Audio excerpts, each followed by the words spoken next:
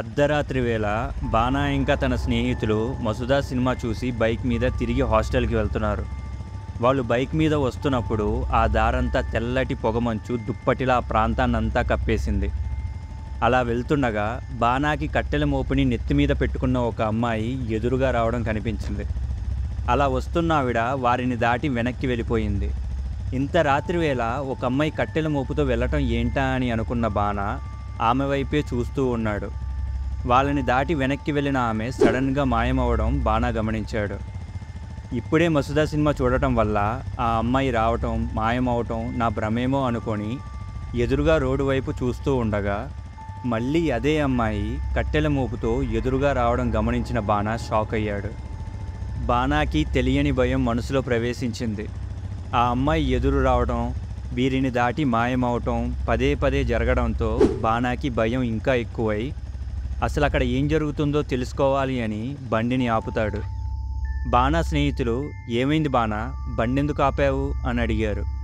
దానికి బానా, ఎదురుగా వస్తున్న అమ్మాయి ఉందే, ఆ అమ్మాయి మనల్ని దాటి వెళ్తుంది, మళ్ళీ వస్తుంది అని అంటాడు. దానికి బానా స్నేహితులు అటువైపు చూసి, అక్కడ ఎవరూ లేరు బానా, ఇదంతా ఈ సినిమా ప్రభావం అయ్యుంటుంది, త్వరగా బండి స్టార్ట్ చేయి, హాస్టల్ వార్డెన్ లేట్ అవుతే అస్సలు ఊరుకోడు అని అంటారు. బానా చూస్తుండగానే ఆ అమ్మాయి వీరికి దగ్గరగా వస్తుంది. వాళ్ళకి కనపడని అమ్మాయి తనకి మాత్రమే ఎందుకు కనిపిస్తుంది అనే కన్ఫ్యూజన్లో ఆ అమ్మాయిని చూస్తూ ఉండగా వారికి ఎడమవైపు నుంచి వచ్చిన దట్టమైన పొగమంచులో ఆ అమ్మాయి మాయమైపోతుంది. బానా ముందుకి వెనక్కి చూశాడు. ఆ అమ్మాయి జాడే లేదు. స్నేహితులు తొందర పెట్టడంతో బానా బండిని వేగంగా తోలుతూ ముందుకు వెళ్ళిపోతాడు. అసలు బానాకి ఏం కనిపించింది? దీనివల్ల బానాకి ఏమైనా ప్రమాదం జరగబోతుందా? తెలుసుకోవాలనుకుంటే ఈ వీడియోని చివరి వరకు చూడండి. మీరు కనుక మన ఛానల్కి కొత్తవారైతే మన ఛానల్కి సబ్స్క్రైబ్ చేసుకొని జెన్జీ ఫెంటాస్టిక్ ఫ్యామిలీలో జాయిన్ అవ్వండి. ఇంకా కథలోకి వెళ్తే,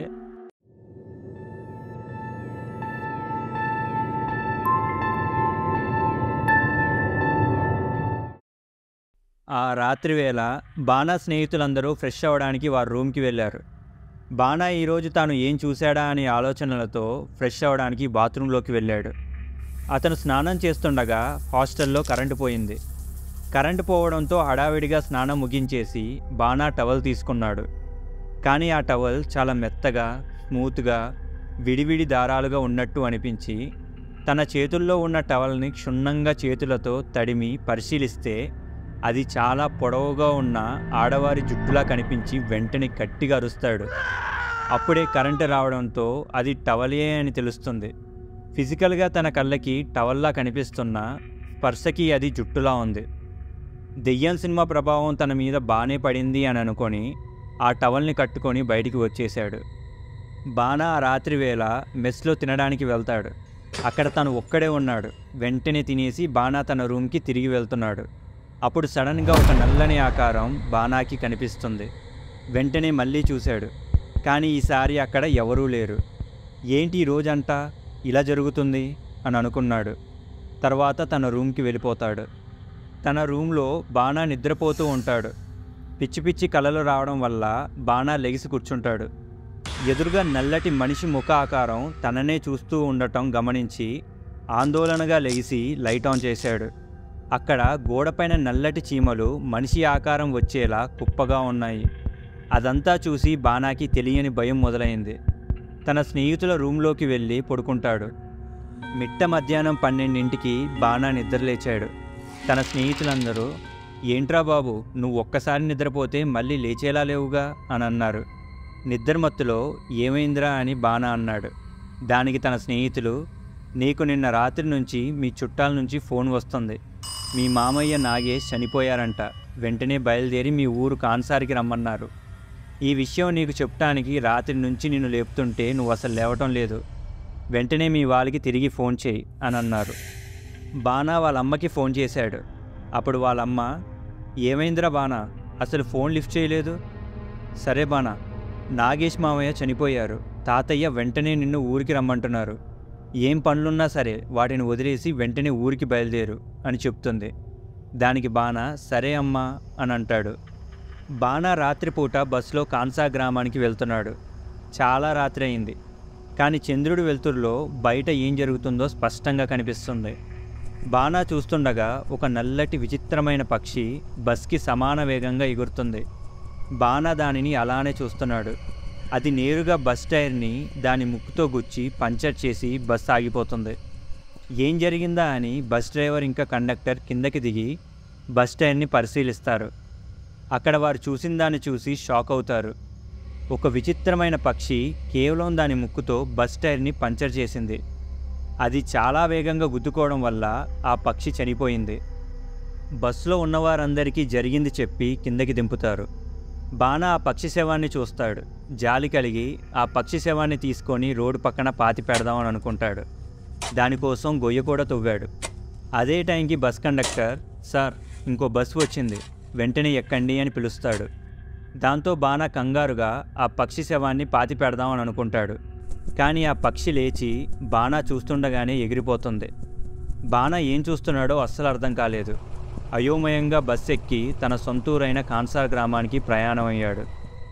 ఊరికి చేరుకునేసరికి చీకటైపోతుంది. బాణా ఒంటరిగా ఊర్లోకి నడుచుకుంటూ వెళ్తూ ఉన్నాడు. పిల్లి ఏడుపు సౌండ్ వినపడుతూ ఉంది. బాణాకి కంగారు పుట్టి వేగం పెంచాడు. ఊర్లో ఎవరూ లేరు, అంతా నిశ్శబ్దంగా ఉంది. ఊర్లోని జనం ఏమయ్యారు అని బాణా ఆలోచిస్తూ ఉన్నాడు. ఇంతలో ఊరి చివరిలో ఊరువారంతా పోగయ్యి 3 శవాలకు పూజలు జరుపుతున్నారు. అందులో ఒక శవం బాణా వాళ్ళ మామయ్య నాగేసి. బాణా వాళ్ళ కుటుంబ సభ్యుల మధ్యలోకి వెళ్ళి కూర్చున్నాడు. బాణా వాళ్ళ మతం హిందూ మతం కాదు. అసలు వారి మతానికి పేరే లేదు. కానీ వారు పూజించే దైవం పేరు నిషి. ఈ నిషి దైవానికి కేవలం ఒక్క విగ్రహమే ఉంటుంది. పూర్వం అందరూ దానినే పూజించేవారు. కానీ కాలక్రమంలో నిషి విగ్రహం పోయింది. కానీ కొత్త విగ్రహాన్ని తయారు చేయకూడదు. దాంతో పాత విగ్రహం యొక్క బొమ్మను ఒక గుడ్డపైన గీసి దానిని తరతరాలుగా పూజిస్తున్నారు. అక్కడ పూజ చేసేవారు ఇంకా పూజలో కూర్చున్నవారు చాలా సీరియస్గా ఉన్నారు. దాంతో బాణా వాళ్ళ కజిన్ కనిష్ని ఇలా అడుగుతాడు, తమ్ముడు ఇక్కడ అసలు ఏం జరుగుతుంది? హఠాత్తుగా మనల్ని ఎందుకు రమ్మన్నారు అని.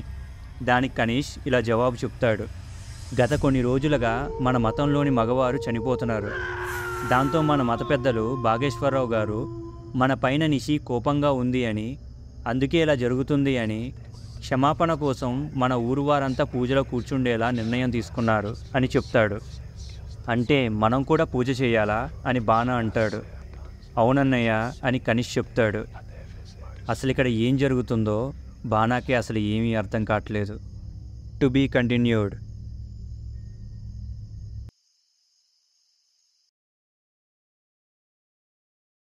ఈ వీడియో మీకు నచ్చినట్లయితే ఈ వీడియోకి లైక్ చేసి షేర్ చేసి కామెంట్ చేయండి.